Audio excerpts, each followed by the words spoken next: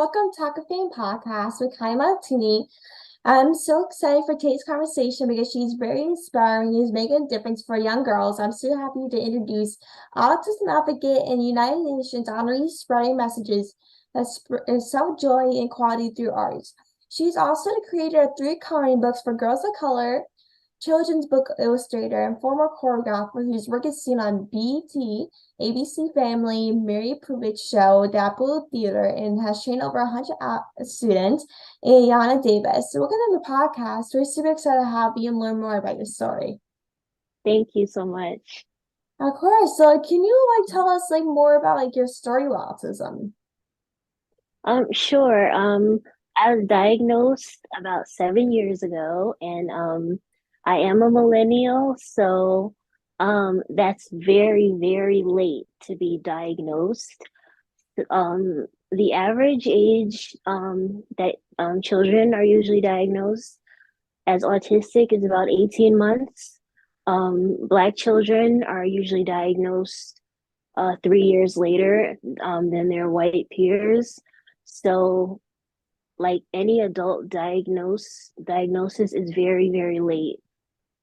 Did you kind of feel that you had autism, or is it kind of like a total unexpected type of thing? It was unexpected. I knew I was different, and everybody knows that I knew I was different. But I had no idea what autism was. When I heard about autism, I always thought only little white boys could be autistic. I didn't know anything about it. When I heard about it, people were always just making jokes about it and mocking autism, but I had no idea what it was. Oh, growing up, I didn't know autistic things was either. Growing up, I was the most shy girl you probably ever meet in your life, and even when I was young, as I think about it now, I literally thought I was autistic as well, but I wasn't because based off of how shy I was, it was just am I autistic or am I not?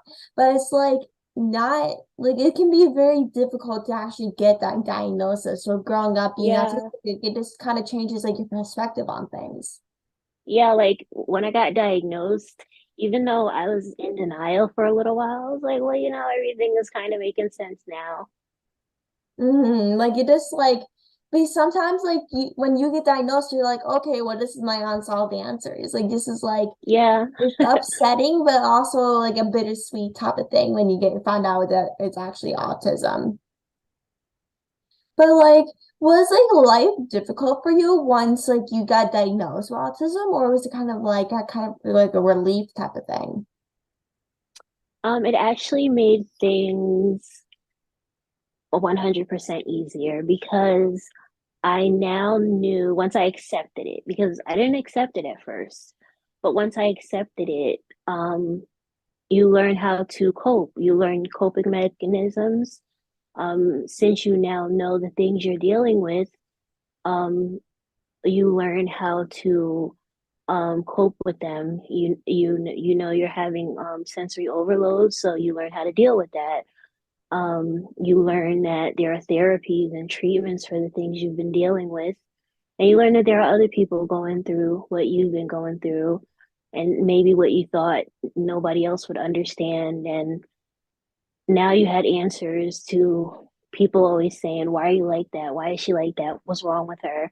And now you had an answer like, "There's nothing wrong." And I never thought anything was wrong with me, but there's nothing wrong with me. I'm autistic, and there's nothing wrong with that.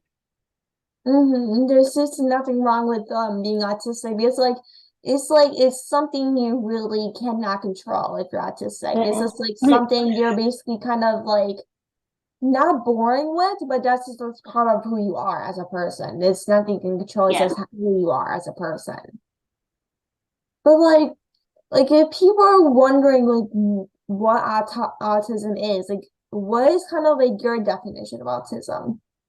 Well, it's like when people look it up, it says it's like some places actually say it's a mental disorder, but it's actually a neurological disorder.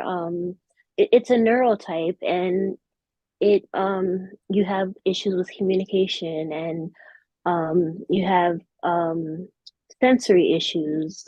You have problems with loud sounds, and you have problems, of course, communicating. Eye contact is hard. And there are different, I don't like functioning labels, but there are different, um, some people have more care needs than others. Some people can live on their own, some people can't. But it just means that you have to navigate the world differently, and people in the world need to learn how to navigate with you and switch things up a little bit when they're dealing with you, because we're not wired like everybody else, and we can't change, but they can change a little bit just to make a little space for us. Definitely, because like with like your support system is a big key for dealing with autistic type of things or whatever like, anything related. Is like even though like autism can be very difficult in terms of like communication skills and like loud noises and anything that relates to autism, like you need that family support to actually like pull you through, or maybe a therapist to actually help you or something. Like, did you have any like resources or anything that kind of helped you during that time? Well, I had a therapist before I was diagnosed, but it was just like regular therapy that you go to deal Mm, with your emotions. So I don't feel that that was a big help. But after I was diagnosed, they really didn't give me any resources. My dad actually found all the therapies that actually helped me, which are CBT therapy, um, cognitive behavioral therapy. That's what that stands for. DBT therapy, dialectical behavioral therapy. Those are the two therapies that help me most. They may not help others, but you have to try different things and just figure out what works best for you. definitely. Like, how has like those like treatments kind of helped you? Like when like your dad gave them to you as a resource with autism. Like, how much like did it, like help you as a person? At least like with me, like now like a lot of resources helped me growing up with anxiety and being shy. Nothing really helped. Even therapy never really helped me. But it's like what like how did those like type of tools help you? Well, you have your good days and you have your bad days. They don't always help. Sometimes nothing helps. But on the good days, I use the workbooks also. So I try to do them every day. Some days I just can't do them. Um, but they have taught me to be mindful, which like reduced my anxiety. It kind of like cut it in half. So I think that the workbooks are a big help because you're working on them every day, and you're working on your coping mechanisms every day. You're not just, going to therapy every week and like reinforcing it. You're reinforcing it every day. Definitely. And like, how do you like, kind of like deal with being autistic? Like, how do you kind of live every single day, kind of growing as a person after that diagnosis? Well, I'm still me. I've always been who I am. After I got diagnosed, it just was easier to be me. I flourished more because, like I said, you learn how to cope better because you now know how to treat all the autistic traits because you now know what you're dealing with. So it just made life easier. You know what a meltdown is now. You know that you're not just crazy and having tantrums. You know you're just having a meltdown, or you know that you're having a shutdown, because I'm more of a shutdown person. hmm Yeah, me too. Because like sometimes it's like when you just get overwhelmed, you're like, okay, well, I'm done for the day. I'm doing nothing. Yeah. Even though you have so much work to do in that matter of time, you're like, well, okay, well, I'm bored and I'm tired. I'm just gonna watch TV for the rest of the night, even though it's probably like I'm guessing 10 o'clock at night. That's when the days usually end for me at some points. But like that's what how much like work drains you and things drain you. Is that like when you do so much in your life in a matter of maybe 24 hours, you're like, okay, well, I'm gonna have a meltdown because I want to, you know what I mean? It's like that's just kind of like the day of like kind of the example of doing work 24/7. Yeah, I can kind of like feel them coming on. So Hmm. I kind of just like ask to be left alone. And sometimes people think that that's rude, but I think it's better to sort of isolate yourself than to like blow up at everybody because then they'll really say that you're rude and they'll just start calling you crazy. But you know, you asked for the space and it wasn't given to you. So how are you gonna call me crazy when I knew I was about to have a meltdown, but you still kept being in my face? Right? Like you don't, people do not know kind of how we're feeling until like they feel it themselves, I feel. But like you have like dealt with seizures over the course of a couple years. Like tell us kind of like more about it and like your experience with that. Well, I hit 1 year seizure free. Actually, a couple months ago, but I just posted Ooh. my milestone maybe like a couple weeks ago. So I'm doing really well now. But I started having them strangely as an adult. And if I was having them as a child, they were silent. So, but it's very common for autistic people to have them because, you know, autism is neurological, seizures are neurological. So, I just feel very blessed and very grateful, to have survived so many. And, I'm happy that like the worry like is off of my family and my friends and those who love me. Like with being having a seizure, it can definitely bring a kind of drainage to you and your family and loved ones and your friends. Because like to see someone you love going through that disease and to see someone go through that is actually just like not traumatizing, but it can like it can damage you in some way with going through that. Well, it definitely traumatized my nieces. They witnessed it. They witnessed a couple because like in one day we were at a fashion show and like backstage it was just like one of the worst days, and that was their first time seeing it, and I just feel like I just felt so horrible even though it was like out of my control. Think it really traumatized them, so they just became very protective after. But it feels good now to know that everybody's not so worried. Like especially with seizure three, like it's just like once I was relief, like it's just like at least I don't have to put myself and my family and loved ones through this again in the future. Yeah, But hopefully they'll like stay away, leave me alone. mm, hopefully, fingers crossed. But like what are like some symptoms that occurred during your seizures or before the seizures? In case like people um are like, yeah. Okay.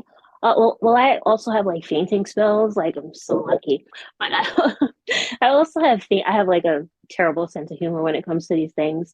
Sometimes, like my dad gets mad at me because he's like, "It's not funny." But so I have fainting spells too.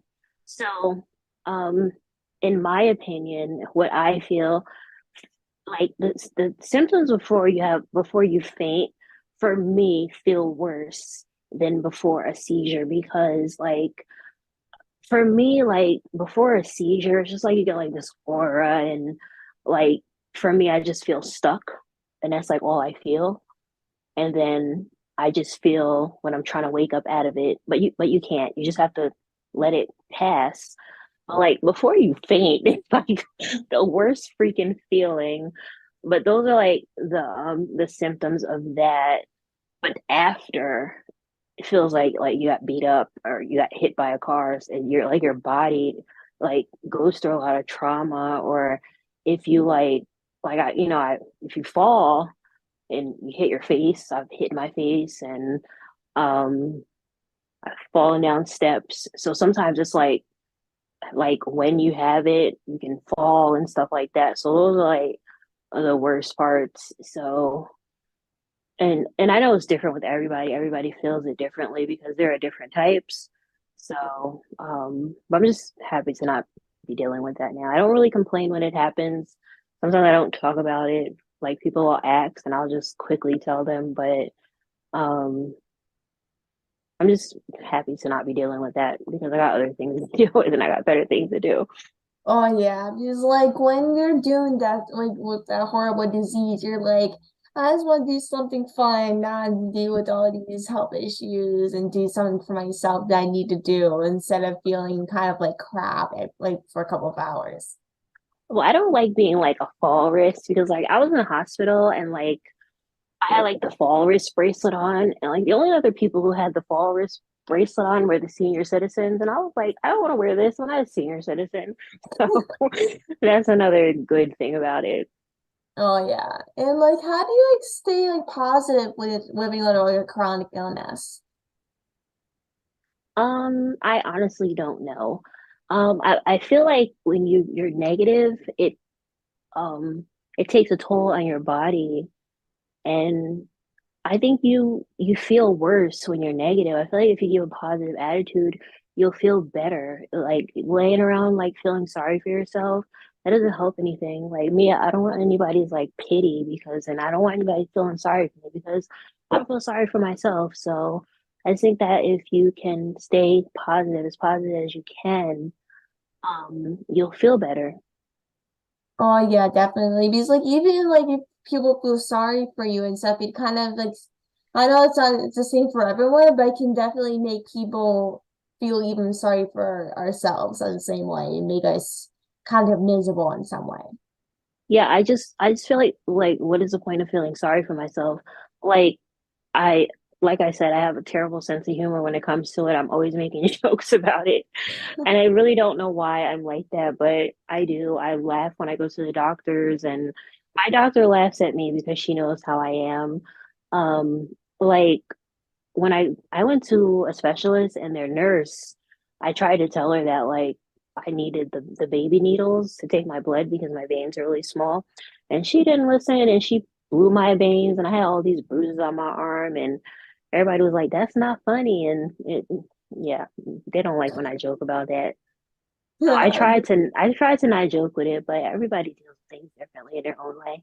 Yeah, like I'm actually the same way. Like I'm the person that likes to like joke around and mess around in unusual situations. Like I don't know why, but it's like every situation I'm in that's like miserable, like a bad situation, I'm like, okay, well let's joke around right now. I'm okay. But like I I don't don't like know being why, sad but it's about like things like that. yeah, I people always like, oh Kylie, why do you not have situations like this? I'm like, I'm just trying to lighten up the mood. Like that's who I am. But like how do you like feel about like the inclusion, diversity in the entertainment industry? I know that's very like important to you. I feel like it's kind of strange because I feel like they're trying, but I feel like when it comes to autism, every character that I see on TV is the same, and Hmm. like their autism coding characters are terrible. And I'm just like, was the writer autistic? Because it's like when you watch something and they have a supposedly autistic character, it's the same character. Like, where's the range? So Hmm. what like I feel like they're trying, but I also feel like they can do better.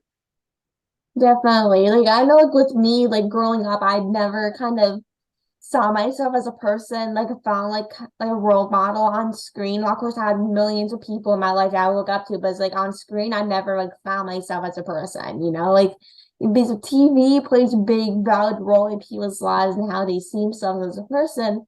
But like how do you think that entertainment leaders and writers kind of play like, a valid role in how we see ourselves on screen?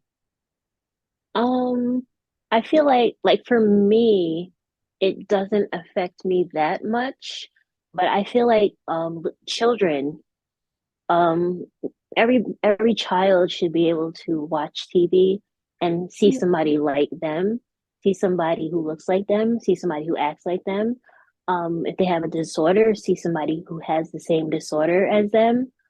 Adults too, but like for me, it's not that big of a deal. Like I'm a TV person, but Mm-hmm.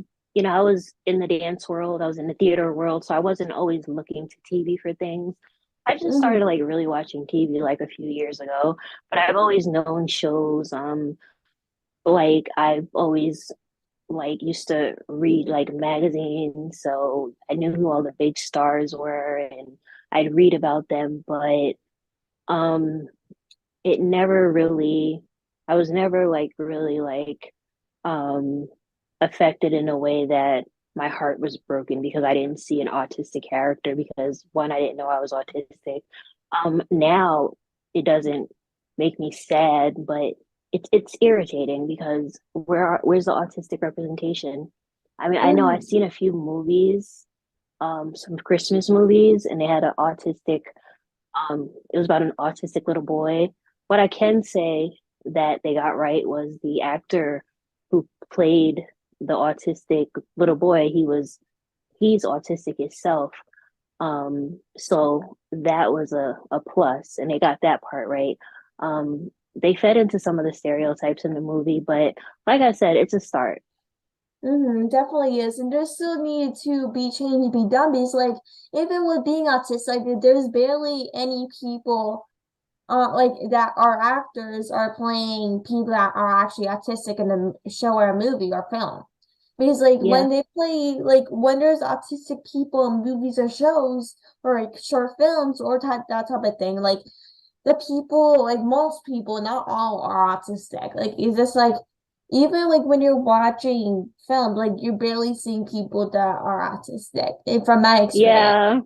I really hate when like people learn that I'm autistic and they're like, "Hey, you're autistic." I saw Rain Man. I'm like, "Okay, I'm not Rain Man. I don't act Mhm. like Rain Man." So that's very nice that you saw the movie. I saw the movie too, but I don't act like Rain Man.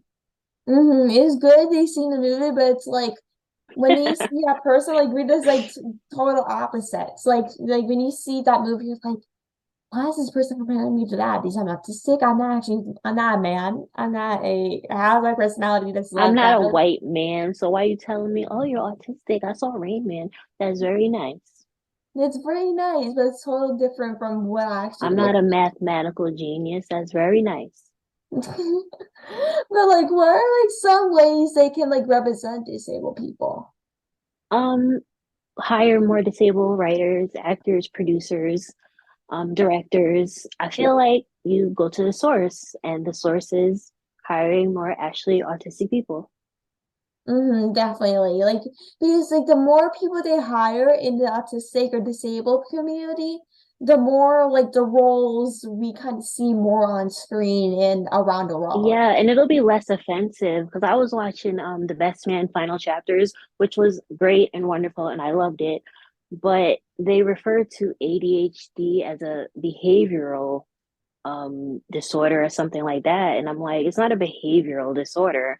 So I was like, all right, well, you guys, it's nice that you were touching on the issue and the way they did it was very respectful. But that one line just like stuck in my head. I was like irritated. And I was like, I don't want to tweet about it because I don't want to bash a black film, but who did this? Who said this? Who's the writer that wrote this? What are we doing this? Yeah. But like, do you think Black women get like the same and fair treatment and services as other autistic individuals, or do you think it's different? It's a difference, definitely. I spoke to people when I first started to connect with other autistic people, mainly on TikTok. And Mm-hmm. a lot of the Black autistic people, they were telling me that they really didn't get any services when they were diagnosed. I didn't get any resources when I was diagnosed. And I spoke to some white autistic people, and they told me they were given a lot of resources. They were given guidance on what to do next, and we didn't get that. So there's definitely a difference, and it's really sad because they don't even try to hide it. So that's the audacity. It really is. Because like every person that is diagnosed with autism or anything related with that, ADHD, etc., like no matter like your skin tone or what you look like, everyone should be treated the same exact way, no matter the gender or what you look like. Because like everyone's dealing with the exact same thing, no matter what symptoms and stuff you have. Every person deals with it differently. But like everyone is diagnosed with the same disorder. And like even though you might not be dealing with the same exact thing, everyone should be having the same treatment and have resources to help the cure. I agree. And like why do you think like you illustrated 16 children's books? Like tell us more about that. Well, I actually illustrated 22 children's book, and it's it kind of started by accident. Um, I a publisher reached out to me and we actually did a calendar together. And she said, "Well, how about we do a book to match the calendar?" And then um, I was like, "Okay, sure." So then we did a book to match the calendar, and it did great. And then I got a literary agent. He was like one of the top literary agents in New York. Ooh. But he decided that he didn't want to do it anymore. So um, I felt after he left the literary yeah, whatever world, because I'm struggling a little bit today. Mhm. Um, I I didn't want to do it for a while, but then I just decided to jump back in and did it. I did 10 books with one author. Um, but it kind of didn't work out, but I still did it, so it counts. Mhm. And then I did 3 books. No, I did 2 books with another author, and I think we did a coloring book to match. Um, I did another book, which was like the only book I think I did that like featured all boys. I don't really like drawing boys because like you can't draw cool clothes on them. So Mhm. Yeah. that's like my least favorite thing to do. Two of the most recent books that I did, um, they were kind of my favorites. One is about like a little boy visiting his grandma, and it just shows like the bond between him and his grandma, which I really love. And then one is about teaching little girls to love their skin tone. So I enjoy doing it because art has always been my escape. So being able to bring others' words to life while also escaping, I don't think there's a better combination. Definitely. I don't think there's anything better. Like those like stories actually feel like so inspiring. I definitely need to check those out because I'm like really attached to it. And like those are pretty amazing. Like how long like does it usually take for you to take like illustrate and stuff a book or write a book? Um, well, it depends. Like if I'm working with an author and I kind of I like doing my own thing because there's no pressure or no deadline. But if I'm working with an author and they give me like a deadline, and then I have to have it finished by the deadline, which is kind of like why when I did the 10 books, I didn't enjoy it because it was like a deadline and pressure, and Hmm. it just wasn't a good experience. But um, like the last 2 authors that I worked with, they were amazing. Like they gave me like creative freedom and they didn't put pressure on me. They didn't rush me. We had a deadline, but they didn't like give me like a 2 week deadline. Like we had time. We communicated. They were respectful. If they didn't like something, they weren't like, I don't like this. They were just like, can we try it this way? So Renita Pagan and Shayla Reeves Selby, 2 amazing authors, 2 amazing young authors. That's so amazing. Good. Like with me, like it's like whenever I have a deadline, I'm so stressed. Like with not having a deadline, it just makes things more easier for you. Yeah, it like puts a lot of pressure on me, gives me anxiety. So like whenever there's like a deadline involved, I'm probably like, I'm not gonna really enjoy this. Yeah, it's the same here. Because if it's a deadline, I'm like, okay, well, this is pointless. I'm not gonna stress. How am I supposed to join this journey? You know? Like, how am I supposed to like kind of bring my experience to this book if there's a deadline? Because I'll feel rushed. And like you were the creator of 3 coloring books for girls of color. Like, how do these like coloring books help like the girls of color? Well, it's actually 4 now, but I believe it helps because, like the latest one, which is the only one still in print, We Are Magical. I created that one because I didn't see enough images of little black and brown girls. So I created that book so they can see, positive images of self. Everybody deserves to see positive images of self. So that's why I decided to create that coloring book. And, they can color it any way they want. They can color it their skin tone. They can color the clothes the way they like. colors they love. They don't have to match and still be wonderful and they'll still be magical. Oh yeah, because like like when you dress the way you want to be dressed and look like, it just feels like brings more confidence into that little girl for their eyes. And Yeah. you are a former choreographer who has been seen on BET, ABC Family, Maury Povich Show, the Opera Theater, and has trained over 100 students. Like, what dance or dancer was kind of like the most memorable to you? The most memorable, hmm, I would say the Apollo Theater in Harlem because there's Hmm. so much culture involved. And the Apollo Theater also made me an award-winning choreographer, so that would be Ooh. the most memorable.